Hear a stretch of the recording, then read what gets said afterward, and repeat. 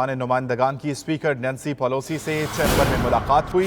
Nancy Pelosi ने कहा कि खित्ते में क़याम अमन के लिए वज़ीर आज़म की कोशिशों का खैर मकदम करते हैं। अमरीका पाकिस्तान के साथ ताल्लुकात को अहमियत देता है। वज़ीर आज़म इमरान खान ने कहा कि पाकिस्तान का मौक़िफ़ समझने पर नैन्सी पेलोसी का शुक्रगुजार हूँ। पाकिस्तान अफगानिस्तान के सियासी हल के लिए तमाम मुमकिन इक़दाम करेगा, जबकि अफगानिस्तान में जंग का पुरअमन हल अमरीका समेत पूरी दुनिया के लिए बेहतर होगा।